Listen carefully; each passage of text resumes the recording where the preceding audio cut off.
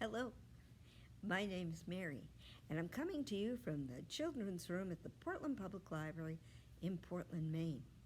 And today we're going to finish reading Rules by Cynthia Lord.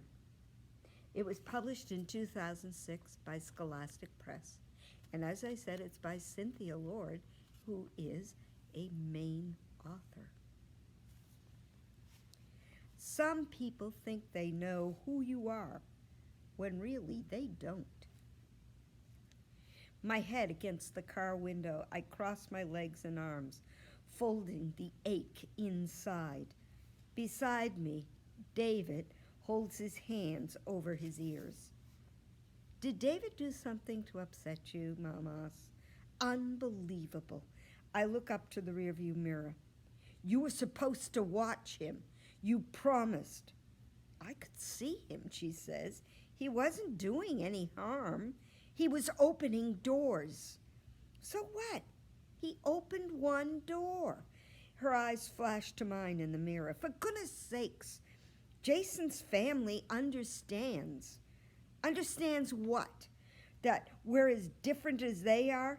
Is that supposed to make it okay? Shh, Mom says, her eyes moving to David. I look at him, wishing he'd take his hands off his ears and say, "It's going to be all right, Catherine, don't worry," or "I'll try harder next time," or even, "I'm sorry." But he only sits, rocking gently, a faraway smile on his face. Do you want me to call Mrs. Morehouse and apologize? Mom asks. It's too late. I turn to stare unfocused out the window, the side of the road becoming a sand-colored smear. Jason asked me to the community center dance. When I said no, he asked if I was embarrassed about him. Are you? Mom asked. No. Well, the rest of the world isn't like the clinic. Other places, people stare, or they hurry away, and I know what they're thinking.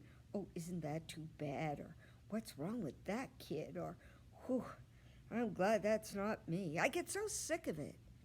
Just because other people think something, that doesn't make it true. Maybe there's some truth in that, but it's unsatisfying, bitter-tasting truth. I glance at David. It doesn't make it easy either. No, it doesn't make it easy. David stops rocking and gives me a fleeting look. I'm sorry, Frog. For once, Mom doesn't correct him. At home, Mom says she has to drop paperwork off at a few clients' houses. You can both come, or you can babysit David. I'll babysit. I've had enough of David at other people's houses for one day. I dump a puzzle on the living room floor, glad for the simple right and wrong of a single perfect fit. Where's the sky, Frog? David asks beside me. I hunt for sky blue and cloud white pieces. First the top left corner, then another straight-edged piece of blue. I hold up a cloud. I think this is next. David's hand shoots out, grabs the piece from my fingers, and snaps it in place. Piece by piece, the sky appears, a put-together line of blue and white. Reaching the top right corner, David hunts for the second row of pieces, sharp-pointed roofs and the tops of trees. I leave him leaning over the puzzle, his hair falling forward as he picks up pieces and discards them, one after one. In my room, I open my sketchbook to the page with guilty, complicated, hidden, and weak. Out the window, Christie's driveway's empty, and I don't even care. I miss Melissa. I miss how she goes swimming at the pond with me and isn't afraid.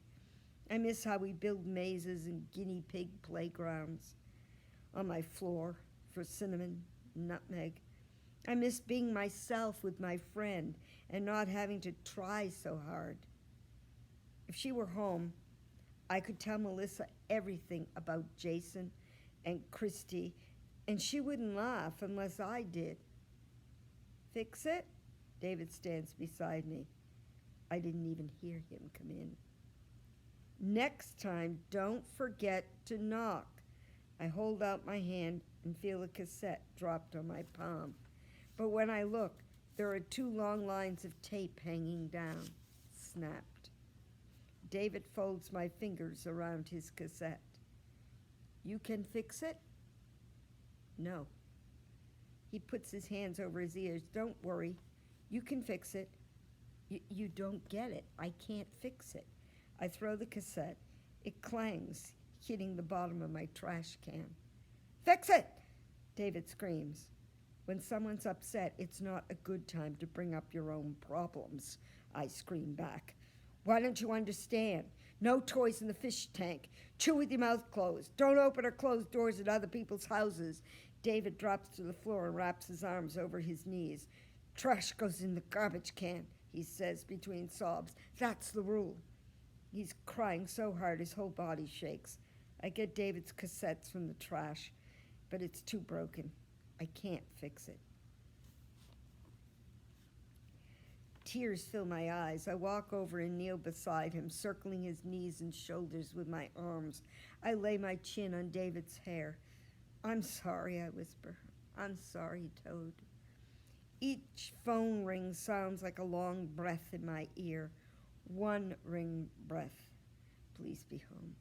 Beside me, David leans against my arm. 2 rings. Please listen. 3, please. Hello? Hi, this is Catherine.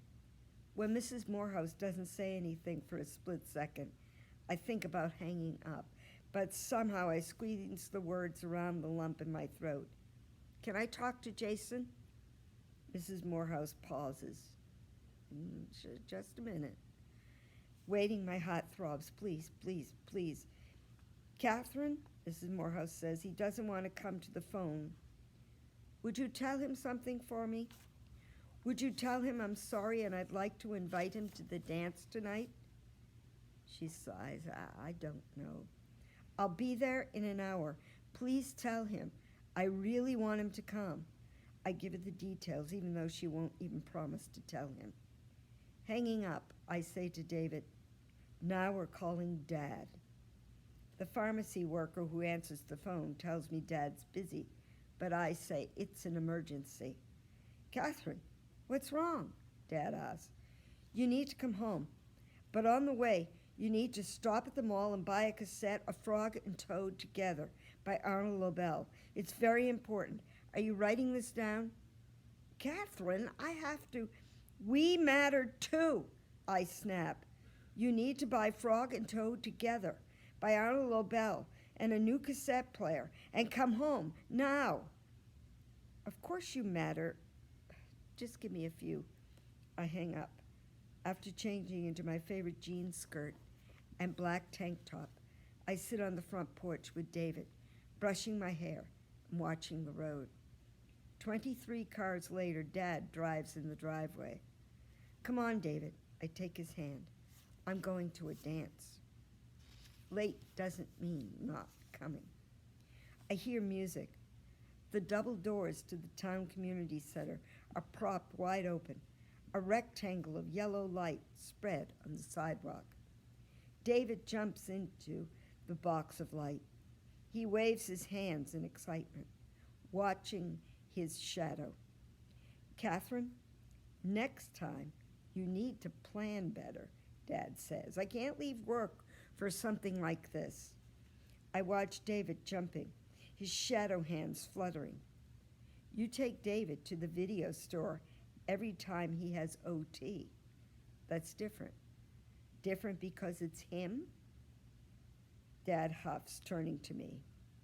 David needs, I know what he needs, believe me. I push my way past Dad, not even caring that I'm yelling. Maybe he does need you more than me, but that doesn't mean I don't need anything at all. Go inside? David asks as I step on his shadow. Ask Dad. He's in charge. My throat's raw. Looking ahead to the community center, I've never felt so alone. I hear footsteps coming up behind me. Kath? I have I have to matter too, I say. As much as work in your garden and even as much as David, I need you too. I feel his arm go around me, turning me to face his shoulder.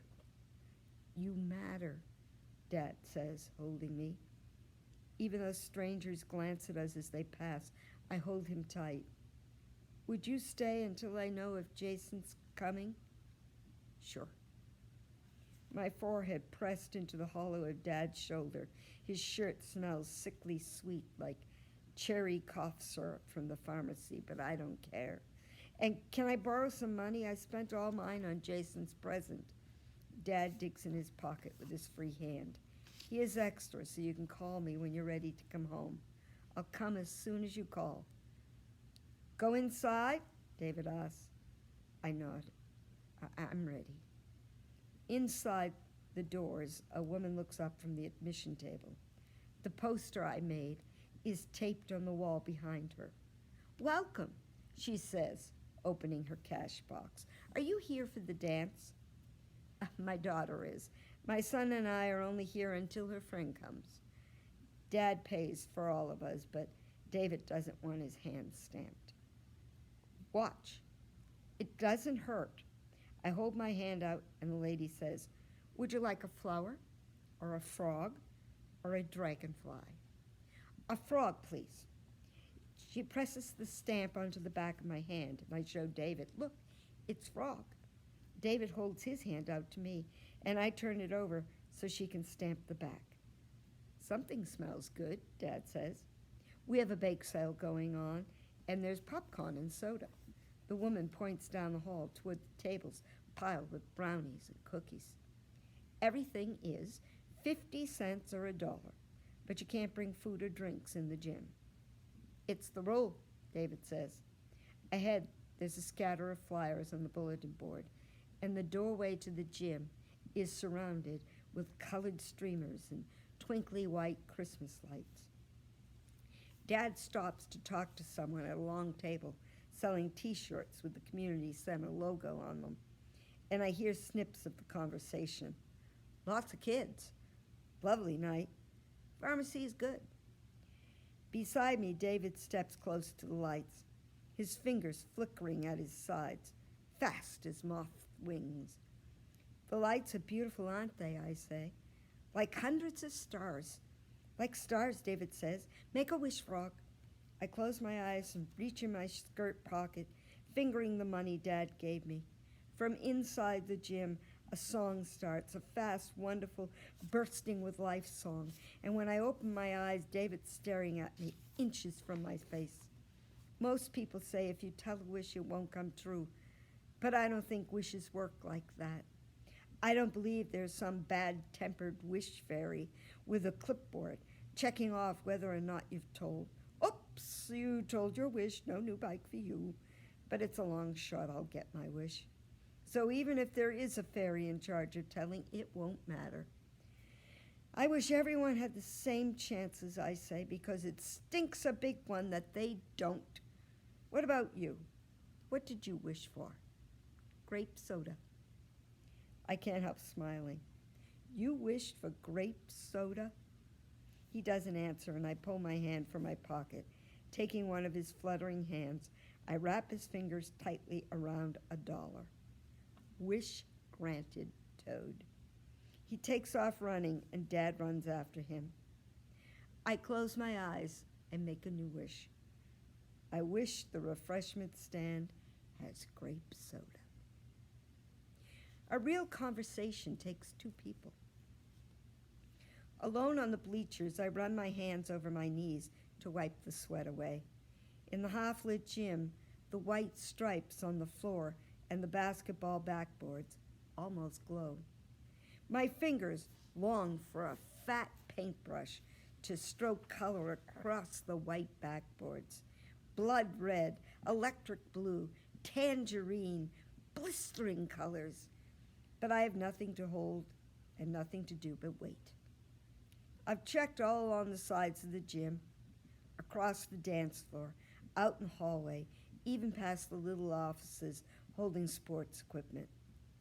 The lit clock above the exit sign barely moves, and I make deals with myself.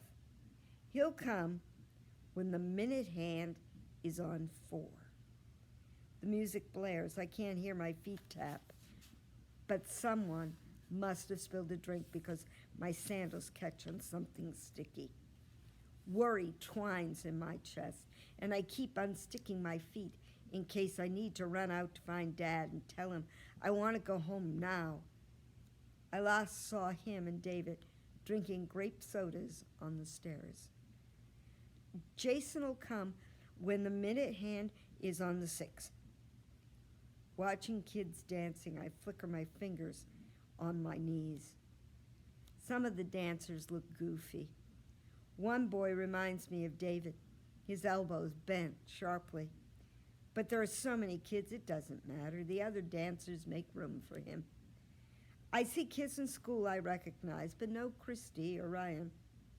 My fingers trace a cut in the wood of the bleacher beside me, over and over. I slide my fingers along the groove, feeling every bump. Jason will come when the minute hand is on the 11. It's hot inside the gym from all the kids, and I wish I could get a drink or step outside and breathe some cooler air. But I'm afraid I'll miss Jason, so I lean back, rest my elbows on the bleacher behind me, and look at the ceiling. I imagine the beams gone, the roof pulled away, only the endless night sky above me, full of stars. The song ends and kids fill in the bleachers around me. Some kids turn back to the dance floor as another song begins. It hurts how life goes on, unknowing.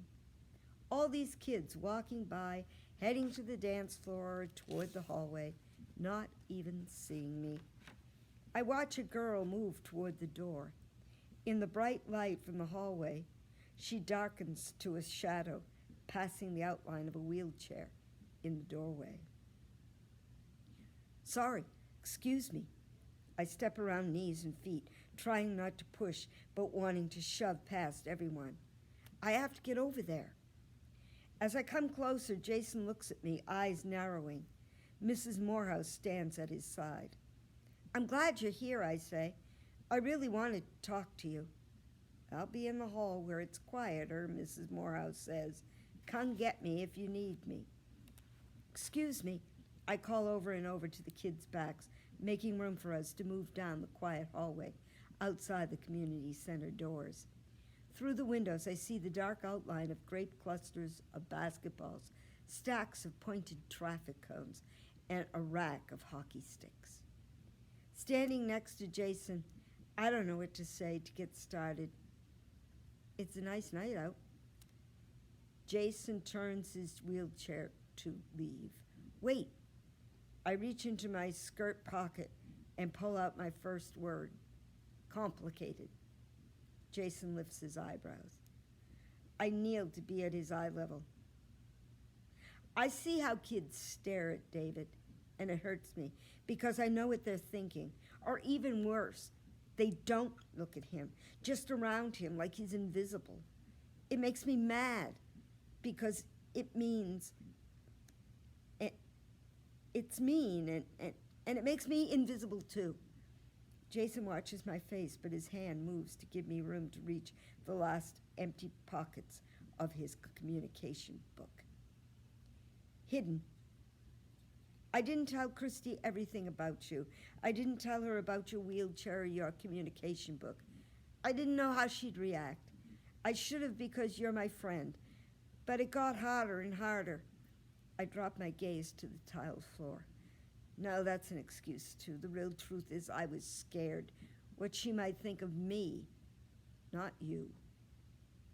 When I look up, Jason's staring toward the dark windows of the community center offices. You're a good friend, I say, and I've been weak. Catherine? I knew this moment was coming, but I still feel caught red-handed. Christy hurries up the hall, wearing white jeans and a bright pink shirt. I thought you couldn't come. I'm so happy you changed your mind. Beside her, Ryan puts his hand on her arm. I stand up. Jason, this is Ryan, and my next-door neighbor, Christy. Her smile slips. Hi. Christy, this is Jason. She glances from Ryan to me to Jason. Happy birthday. Thank you. Christy looks at me, one eyebrow raised. Jason can't talk, so he uses these cards, and I've been making words for him. I smile at Jason. He's my very good, I tap, friend. She looks where I'm pointing, to the card of a girl's hand, waving.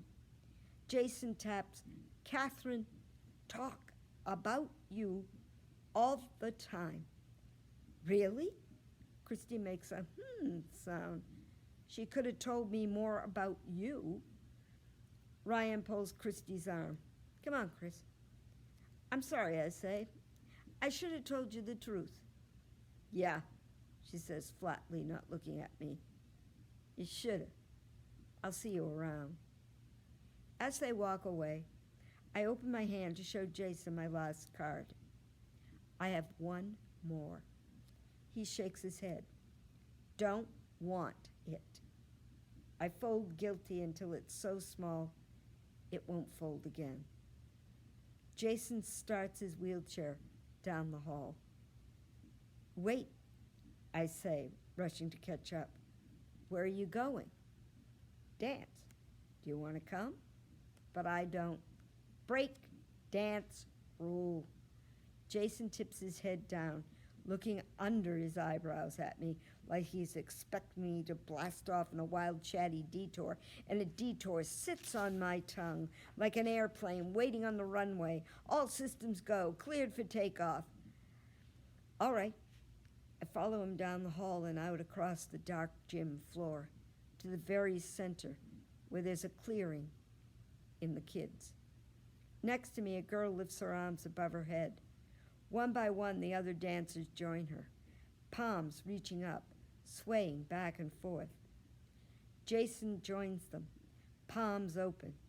Standing there in the middle of the floor in front of everyone, I lift my hands and reach for the ceiling, the sky, the stars, and I dance. If you need to borrow words, Arnold Lobel wrote some good ones. Before I climb into bed, I circle the date on my calendar when Melissa will be home. I have so much to tell her, not the least of which is I danced with a boy who isn't even related to me, and I liked it. And on Tuesday, I'm not bringing my backpack to the clinic, only me. If Jason needs a word, I'll make it, but I'll wait for him to ask. I lift my shade and imagine a beam flashing from Christie's dark window, counting dashes and dots. Are you there? But there is no light. Her window stays dark. Only the street lamps and the stars shine, white brightness. The tiniest knock comes, and my door creaks open. David stands, framed in the light from the living room. No toys in the fish tank. I slide my slippers on and follow. In the aquarium, a toy wizard stands on the gravel, his wand raised mid-spell. Standing beside the castle, he's so big, only his pointy shoe would fit through the tiny castle door. Whoops, wrong spell. And instead of a fierce dragon to slay, a huge, curious goldfish mouths the end of the wizard's hat. I can't help but laugh. What are you laughing at, Frog? David asks, worried lines cutting his forehead. I touch the tiny frog stamp on his hand and show him mine. I'm laughing at you, Toad, said Frog, because you do look funny in your bathing suit. David smiles. Of course I do, said Toad. Then he picked up his clothes and went home.